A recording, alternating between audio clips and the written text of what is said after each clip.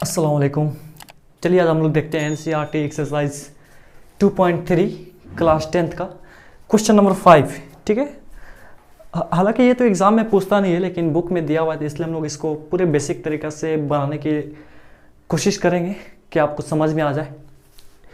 कह रहा है क्या 5 नंबर में कि बहुपदों px, gx, qx और rx के ऐसे उदाहरण देने हैं आपको जो विभाजन एल्गोरिथम को, डिवीजन एल्गोरिथम को सेटिस्फाई कर रहा हो और जो सवाल दिया है ना इन सबको भी सेटिस्फाई कर रहा हो। ठीक है, चलिए देखते हैं हम लोग।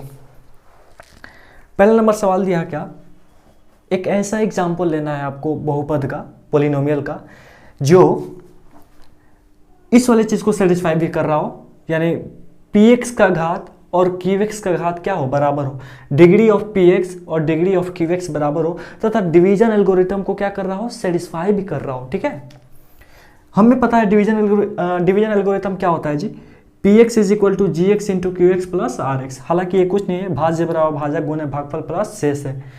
इसमें एक कंडीशन होता है क्या, शेषफल या तो 0 होगा या शेषफल का जो डिग्री है ना वो भाजक की डिग्री से क्या होगा, छोटा होगा। जो डिग्री ऑफ rx का घात छोटा होगा, लेस होगा किससे, gx के डिग्री से, मतलब भाजक के डिग्री से। ठीक है, ये तो हमारा हो गया डिवीजन एल्गोरिथम। हमें एक ऐसा एग्जांपल लेना है जो डिवीजन एल्गोरिथम को सेटिस्फाई भी कर रहा हो और इस बात को भी फॉलो कर रहा हो, घात px यानी ये वाला और घात qx यानी ये वाला, इन दोनों का डिग्री क्या होना चाहिए, सेम होना चाहिए। इसका और इसका डिग्री सेम होना चाहिए। एक ऐसा एग्जांपल लेना है। मान के चलिए मैं एक ऐसा एग्जांपल ले रहा हूँ जिसका px का डिग्री होना चाहिए 1 और qx में भी मैं एक ऐसा एग्जांपल लूंगा जिसका डिग्री क्या होगा, 1 होगा। ठीक है, तो देखिए इसका डिग्री हम लोग 1 ले चुके हैं, qx का डिग्री 1 ले चुके हैं, तो gx का डिग्री क्या होना चाहिए, यहाँ पे जो भी टर्म आएगा उसका डिग्री क्या होना चाहिए, अब बताइए जरा। अगर हम इसका डिग्री हम मान के चलिए 2 ले रहे हैं, क्या ले रहे हैं, 2, तो ये 2 डिग्री वाला और 1 डिग्री वाला मल्टीप्लाई होगा तो ये 3 डिग्री वाला हो जाएगा। ये कितने डिग्री वाला हो जाएगा, 3 डिग्री वाला हो जाएगा। लेकिन इधर तो 1 डिग्री वाला है, तो ये बराबर रहा क्या, नहीं। अगर हम इसका डिग्री 1 भी लेंगे तो 1 डिग्री वाला और 1 डिग्री वाला मल्टीप्लाई होकर क्या हो जाएगा, 2 डिग्री वाला, लेकिन इधर तो 1 डिग्री वाला है, तभी भी बात फ्लॉप हो जा रहा है। तो आप बताइए जरा इसका डिग्री क्या रहना चाहिए, इसका डिग्री तो 0 रहेगा, 1 तो रहेगा नहीं, क्योंकि भाई 1 रहेगा तो इधर डिग्री ज़्यादा हो जाएगा, इधर डिग्री कम है तो ये बराबर रहेगा नहीं, तो इसका डिग्री क्या होगा, 0। 0 से छोटा हो नहीं सकता है, क्योंकि फिर वो माइनस में चला जाएगा और माइनस डिग्री वाला क्या होता है, वो बहुपद होता नहीं है। बहुपद का डिग्री क्या होता है, या तो 0 या 1, 1, 2, यानी क्या बोलते हैं, होल नंबर होता है बहुपद में डिग्री। चलिए, तो इसका डिग्री क्या होगा जी, 0 होगा। क्या होगा, 0। तो इसका डिग्री 0, तो एक कंडीशन हमें पता है भाई, जो rx का डिग्री होता है इससे छोटा होता है, जो शेषफल का डिग्री होता है भाजक से क्या होता है, छोटा होता है। ये ऑलरेडी 0 है, इससे छोटा मतलब माइनस में, तो माइनस वाला हम लेंगे नहीं। तो जाहिर सी बात है यहाँ पे ये जो शेषफल वाला टर्म है, ये वाला शेषफल, ये क्या होना चाहिए, ये टर्म 0 होना चाहिए। हाँ, ये डिग्री 0 नहीं, ये पद है, ये डिग्री, ये जो पद है ये आपका ये 0 होगा। ठीक है, यहाँ पे क्या आ जाएगा, 0 आ जाएगा। मैं डिग्री 0 की बात नहीं कर रहा हूँ, ये टर्म ही 0 हो जाएगा। ठीक है, जो कंडीशन दिया है उसके हिसाब से ये बात फॉलो कर रहा है। तो लीजिए कुछ ऐसा एग्जांपल। ठीक है, चलिए ले रहा हूँ मैं यहाँ डिग्री 1 वाला कुछ ले रहा हूँ, क्या ले लूँ, 2x प्लस 2 ले रहा हूँ, 2x प्लस 2। यहाँ पे एक ऐसा लेना है जो क्या कर रहा हो, जिसका डिग्री 0, तो हमें पता है कॉन्स्टेंट टर्म का डिग्री क्या होता है, 0 होता है। तो मैं यहाँ मान के चलिए 2 ले रहा हूँ।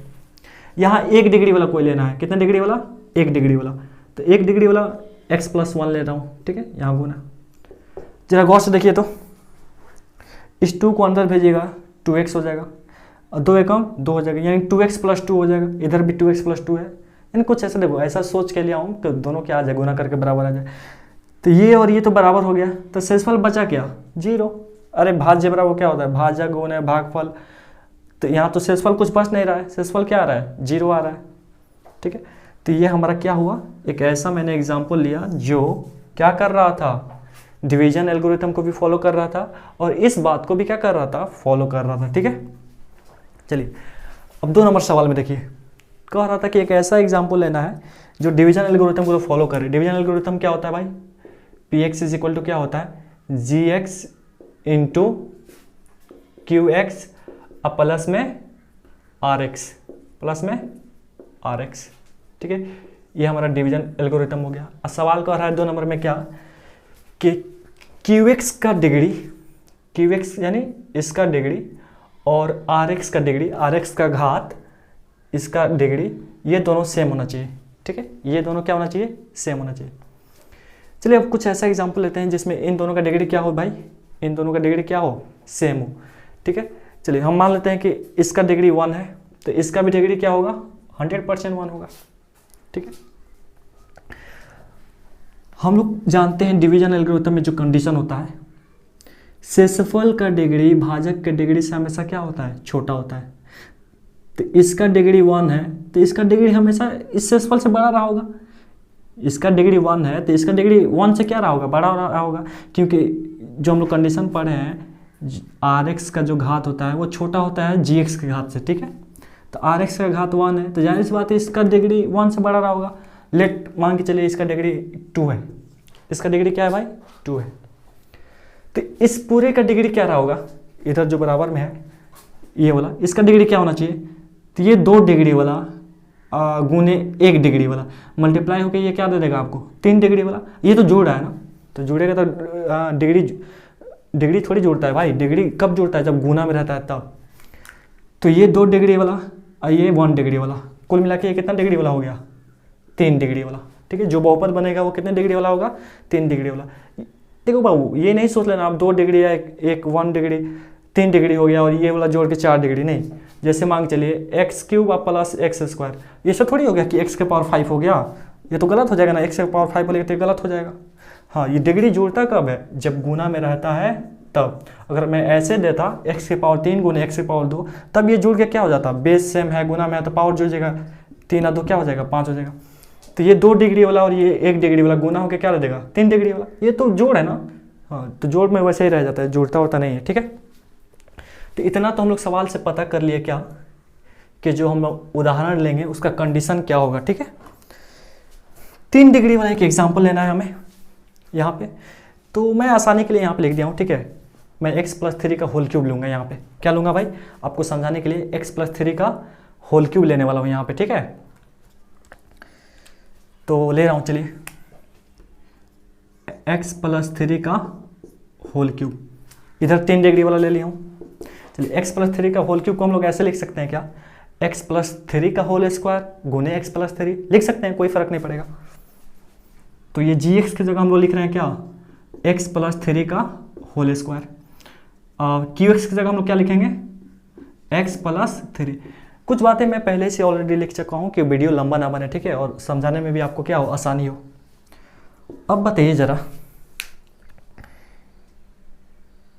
x + 3 का होल क्यूब है और ये दोनों गुना होके तो ये चीज़ आ ही जा रहा है, ये चीज़ क्या हो जा रहा है, आ जा रहा है। तो शेषफल हमारे पास बचा क्या भाई, शेषफल कुछ नहीं बचा, शेषफल कुछ बचा, कुछ नहीं बचा भाई। शेषफल जब कुछ नहीं बचा तो क्या बचा, 0 बचा। क्या बचा, 0 बचा। थोड़ा सा आप कहिएगा सर यहाँ तो डिग्री 1 रहना चाहिए, तो अभी समझा रहा हूँ भाई, अभी आप हल्ला नहीं करिए ये ऑफलाइन क्लास नहीं है, सॉरी। तो x + 3 का होल क्यूब को हम लोग कैसे लिख सकते हैं, इसको तोड़िए जरा, ये a + b का होल स्क्वायर पे है तो क्या हो जाएगा, a² + 2ab मतलब 6x हो जाएगा, प्लस b का स्क्वायर मतलब 3 का स्क्वायर कितना, 9। ये तो है जैसे है वैसे ही रहने दीजिए। चलिए प्लस इधर देखो बाबू, ये क्या है आपका 0 है, अभी इसको 0 रहने देते हैं हम लोग। ये जो x + 3 का होल क्यूब है, x + 3 का होल क्यूब, इसको हम लोग तोड़ के लिख सकते हैं क्या, ये वाला मिटा रहा हूँ बाबू, ठीक है, इधर वाला मैं मिटा रहा हूँ। a + b का होल क्यूब क्या होता है, a + b का होल क्यूब क्या होता है, तो a³ + 3a² b + 3ab² + b³ होता है ना, होता है। चलिए इसको हम लोग लिख सकते हैं a + b का होल क्यूब को कैसे, a³ + 3a² b, 3a² और b, तो कुल मिला के 3 3 का 9x² हो गया, 9x² प्लस b क्या होता है 3ab², 3a अब बी स्क्वायर मतलब 3 का स्क्वायर, 3 का स्क्वायर कितना 9, 9 3 का 27, 27 गुना एक्स क्या हो गया, ये 27 एक्स हो गया। और लास्ट में क्या होता है भाई, बी क्यूब होता है, क्या होता है, ये हमारा 27 एक्स था। लास्ट में क्या होता है बी क्यूब मतलब 3 का क्यूब कितना 27, 3 का क्यूब कितना 27। अब देखिए जरा ध्यान से, ये सब तो सेट है। इधर देखिए ये क्यूब वाला, ये 3 डिग्री वाला है कि नहीं, इधर 3 डिग्री वाला है। ये वाला 2 डिग्री वाला, हाँ ये 2 डिग्री वाला है, देखिए डिग्री 2 है। ये वाला 1 डिग्री वाला, 1 डिग्री वाला। यहाँ पे आपका 1 डिग्री रहना चाहिए, लेकिन यहाँ पे तो 0 है भाई, 1 डिग्री वाला लाना पड़ेगा। चलिए हम ऐड कर दे रहे हैं अपने मन से, इधर x ऐड कर दे रहे हैं, क्या ऐड कर दे रहे हैं x। तो जाहिर सी बात है भाई, कोई इक्वेशन है तो एक तरफ तो हम ऐड कर नहीं सकते हैं, दोनों तरफ ऐड करना पड़ेगा। तो दोनों तरफ x ऐड करेंगे, तो ये इधर x ऐड किए तो इधर भी एक x ऐड करना पड़ेगा। तो 27x और एक x कितना हो जाएगा 28x, ठीक है। इस बात को आप अगले स्टेप में भी लिख सकते थे, यहाँ पे हिंदी में लिख सकते थे या इंग्लिश में, एडिंग बोथ साइड x, दोनों तरफ x जोड़ने पर, ठीक है। अब ये दोनों बात क्या हुआ, बराबर हुआ, ये दोनों बात क्या हुआ, एकदम 100% बराबर हुआ। यही क्या था आपका, एक ऐसा एग्जाम्पल था जो डिवीजन एल्गोरिथम को भी फॉलो कर रहा है, भाज्य बराबर भाजक गुने भागफल प्लस शेष। अब चेक कर लीजिएगा, ठीक है, इसको गुना करके इसको जोड़िएगा ना, 100% ये आएगा, ठीक है।